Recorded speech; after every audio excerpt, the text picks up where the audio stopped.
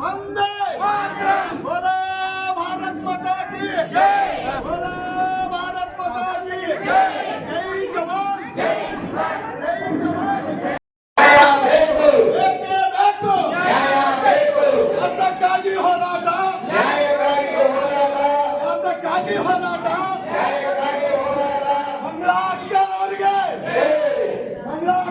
ಬೆಳಗಾಮದ ಅಧಿವೇಶನದ ಸಂಬಂಧ ಇವತ್ತು ನಾವು ಮೀಟಿಂಗ್ ಅನ್ನ ಕರೆದಿದ್ವಿ. ಎಲ್ಲ ನಮ್ಮ ಗ್ರಾಮದ ಮತ್ತು ಜಿಲ್ಲಾ ಅಧ್ಯಕ್ಷರನ್ನು ಇವತ್ತಿನ ದಿವಸ ನಮಗೆ ಸಂತೋಷದ ಸುದ್ದಿ, ನಮ್ಮ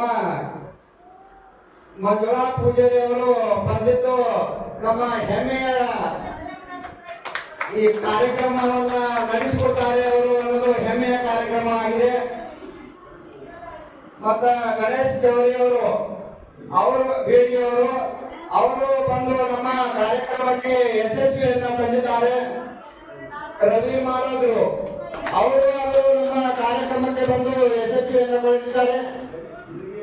ಗಣೇಶ್ ಯೋಗಿಯವರು ನಮ್ಮ ಕಾರ್ಯಕ್ರಮಕ್ಕೆ ಬಂದು ಯಶಸ್ವಿಯನ್ನ ತಂದಿದ್ದಾರೆ. ರಾಜ್ಯ ಉಪಾಧ್ಯಕ್ಷರು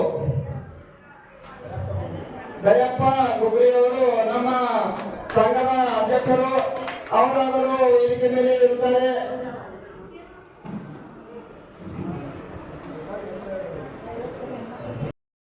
ಜೈ ಜವಾನ್ ಜೈ ಕಿಸಾನ್ ಸಂಘಟನೆಗೆ ಆಗಮಿಸಿದ್ದಾರೆ. ಡಾಕ್ಟರ್ ಮಾದೇವಪ್ಪ ಕಲ್ಕೇರಿ ಉತ್ತಮವರು ಇವರಾದರೂ ನಮ್ಮ ಈ ಸಂಘಕ್ಕೆ ಆಗಮಿಸಿದ್ದಾರೆ. ಜೇತಾ ಮೇಡಮ್ ಅವರು ಇವರಾದರೂ ನಮ್ಮ ಕಾರ್ಯಕ್ರಮಕ್ಕೆ ಆಗಮಿಸಿದ್ದಾರೆ. ಅವರಿಗೆ ತುಂಬವಾದ ಸ್ವಾಗತವನ್ನು ಬಯಸುತ್ತೇನೆ. ಇವತ್ತು ಯಾಕೋ ಎಲ್ಲರೂ ಸೇರಿ ನೀವು ಸ್ವಲ್ಪ ಡಲ್ ಯಾಕೆ ಹಾಕಿರಿ ಗೊತ್ತಾಗ್ತಾ ಇಲ್ಲ. ಚಪ್ಪಾಳಿ ಯಾಕೆ ಬರ್ಬೇಕಂದ್ರೆ ವಿಧಾನಸಭಾ ಕೇಳಬೇಕು. ಅನೇಕ ಚಪ್ಪಾಳಿ ಯಾಕೆ ಕೇಳಾಗಿರಿ ಮಾತು ಯಾರು ಮಾಲಕರು ನಮ್ಮ ಜೈ ಜವಾನ್ ಜೈ ಕಿಸಾನ್ ಅಧ್ಯಕ್ಷರಾದಂತ ಮಾದೇವ ಮಹಾರಾಜರು ಮತ್ತು ಈ ನಮ್ಮ ಜೈ ಜವಾನ್ ಜೈ ಕಿಸಾನ್ ಸಂಘಟನೆದಾಗ ನೀನು ಮಹಾರಾಜರವರು ಅವರು ಈ ನಮ್ಮ ಕಾರ್ಯಕ್ರಮಕ್ಕೆ ಆಗಮಿಸಿದ್ದಾರೆ. ಈ ರೈತರ ಸಂಘ ಜೈ ಜವಾನ್ ಜೈ ಕಿಸಾನ್ ಜೈ ಭಾರತ ಈ ಸಂಘಟನೆಯ ಪದಾಧಿಕಾರಿಗಳಿಗೆ ಪದಗಳ ಕಾರ್ಯಕ್ರಮದಲ್ಲಿ ಬಸವನಾಡಿಗೆ ನಮ್ಮ ನೆಚ್ಚಿನ ಹೋರಾಟಗಾರತಿ ಆ ತಾಯಿಯವರು ಬಂದಿದ್ದಾರೆ. ಅದೇ ರೀತಿ ನಮ್ಮ ಪತ್ರಕರ್ತ ಸಹೋದರಿಯು ಕೂಡ ವೀರನಾಯ ಕಿತ್ತೂರು ಚೆನ್ನಮ್ಮನ ಹಾಗೆ ತಲವಾರನ್ನ ಹಿಡಿದು ಹೋರಾಟಕ್ಕೆ ಯಾವತ್ತು ಸೈ ಎನ್ನುವ ತಾಯಿಯೂ ಕೂಡ ಬಂದಿದ್ದಾರೆ. ಅದೇ ರೀತಿ ಈಗಾಗಲೇ ನಮ್ಮ ಅತ್ತೆಯು ನಿರೂಪಣೆ ಮಾಡುವ ಸಂದರ್ಭದಲ್ಲಿ ಸ್ವಲ್ಪ ಕೊಂಚ ಬದಲಾವಣೆ ಮಾಡಿಕೊಂಡೆ. ಯಾಕೆಪ್ಪ ಅಂತಂದ್ರೆ ನಿರೂಪಣೆಗಾರರು ತನ್ನಲ್ಲಿ ಇದ್ದದ್ದನ್ನ ಮತ್ತೊಂದ ಕಡೆಯಿಂದ ಉಪ್ಪು ಖಾರ ಹಾಕಿ ಇದ್ದದ ಸತ್ಯವನ್ನ ಎಂಟ್ರಿ ಮಾಡುವುದೇ ನಿರೂಪಣೆಗಾರರು. ಈ ನನ್ನ ಸ್ವಾಗತ ಭಾಷೆಯನ್ನು ಮುಗಿಸ್ತೇನೆ. ಜೈ ಹೇಳೋದನ್ನೇ ಈಗ ಎಲ್ಲರಿಗೆ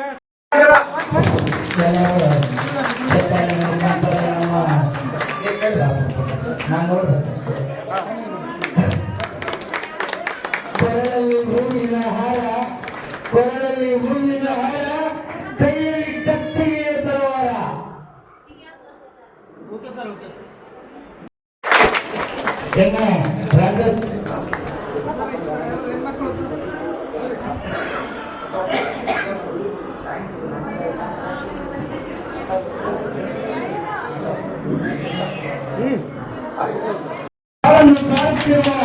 ನಮ್ಮ ನೀವೆಲ್ಲರ ಹೋರಾಟಗಾರ್ತಿ ಗೀತಕ್ಕಾಗಿ ನಮ್ಮ ರಾಜ್ಯ ಕಮಿಟಿಯಿಂದ ಮಾಲಾರ್ಪಣೆ.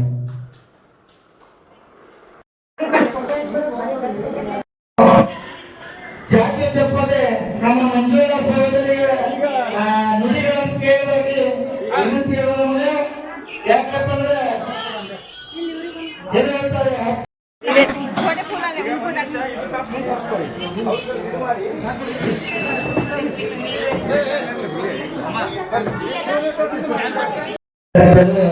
ಶಾಂತ ಇರ್ತಿಲ್ಲ.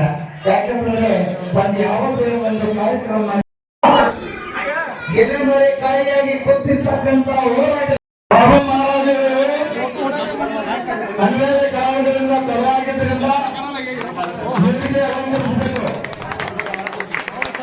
ಬಾಬಾ ಮಹಾರಾಜರು ವೇದಿಕೆ ಅಲಂಕರಿಸಬೇಕು. ಅನ್ವೇಷ ಕಾರಣಗಳಿಂದ ತಲೆಯಾಗಿದ್ದರಿಂದ ಅಮಿತಿಯವರ ಕಾರ್ಯಕ್ರಮ ಮುಗಿದುಕೊಂಡೆ ಅವರಿಗೆ ಸ್ಟೇಟ್ ಕಮಿಟಿಯಿಂದ ಸನ್ಮಾನ ಮಾಡಬೇಕು. ತುಂಬಾ ಒಳ್ಳೆಯದಾಗಿ ಸ್ವಾಗತ.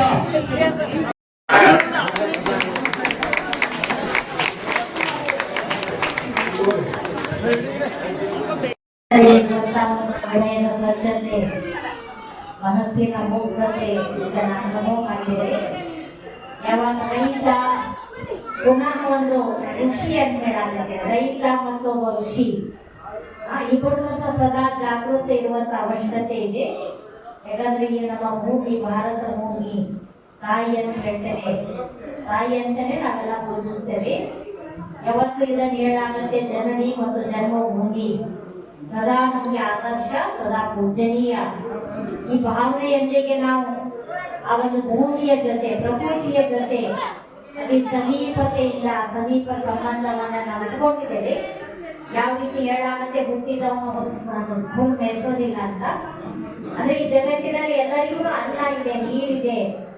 ಆದ್ರೆ ಯಾಕೆ ಕೊರತೆ ಆಗ್ತಾ ಇದೆಯಪ್ಪ ಅಂದ್ರೆ ಕೆಲವೊಂದು ಮನುಷ್ಯರ ಅತಿ ಆಸೆಗಳು.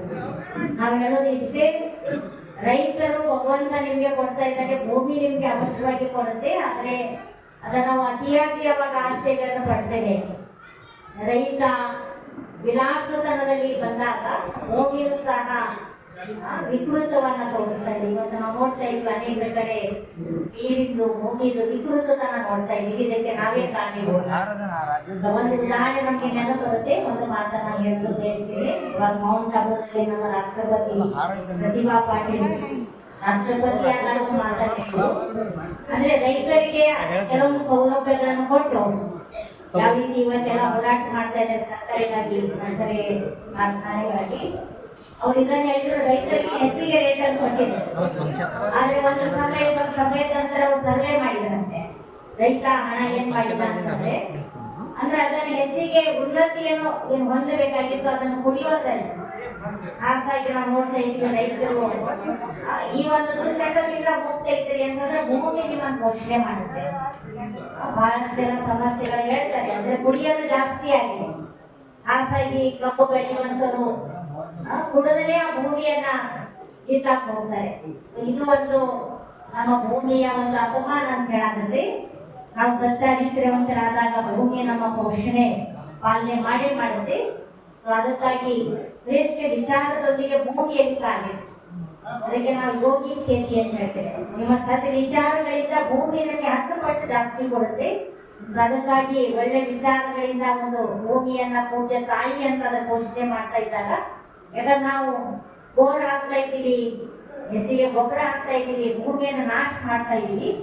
ಸೊ ಅದ್ರ ಜೊತೆ ನಮ್ಗೆ ಒಂದು ಒಳ್ಳೆ ಭಾವನೆಗಳು, ಸದ್ಭಾವನೆಗಳೇ ಭೂಮಿ ಜೊತೆ ಇದ್ದಾಗ ಪ್ರತಿಯೊಬ್ಬ ರೈತರು ಇದನ್ನು ಕಿವಿ ಕೊಟ್ಟು ಕೇಳ್ತಿ, ಯಾವಾಗ ನೀವು ಹೊಲ್ದಾಗ ಕಾಲಿಡ್ತೀರಿ. ಯಾಕಂದ್ರೆ ನಾವು ಪ್ರಾಕ್ಟಿಕಲ್ ಪ್ರಯೋಗಗಳನ್ನು ಮಾಡಿದ್ದೇವೆ.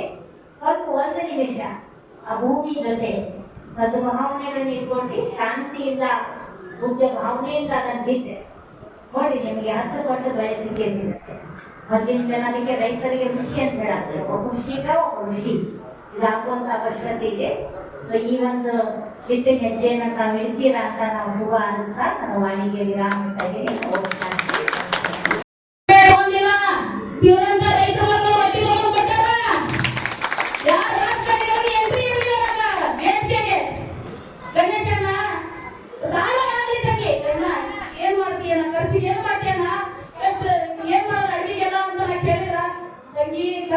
ಎಷ್ಟರಲ್ಲಿ ಸಾಲ ಎಷ್ಟರಲ್ಲಿ ಹಾಕಿರ್ತೇನೆ ಅಂತ ಇಂಥ ಅನ್ನೋದು ಇರ್ಬೇಕ್ರಿ. ಅಪ್ಪ ಎಷ್ಟು ದೊಡ್ಡ ಗುಣಪ್ಪ ನಿಂದ ಎಲ್ಲಾರ್ಗಿ ರಾಜಕಾರಣಿಗಳ ಒಂದು ಬೆಂಬಲ ಐತಿ. ನಾವ್ ಏನ್ ಮಾಡೋದು ಅಂತ ಕುಂತಾಗ ಸಾಲ ಮಾಡೋಂಗೆ ಚಿಂತೆ ಮಾಡೋದು ಬೇಡ, ಮಾಡೋದು ಅಂತ ಹೇಳಿದ್ರು. ಇಂಥ ಅಣ್ಣಂದ್ರೆ ಇರ್ಬೇಕ್ರಿ ರೈತಂದಾಗ. ಇದು ನಿಜವಾದ ರೈತ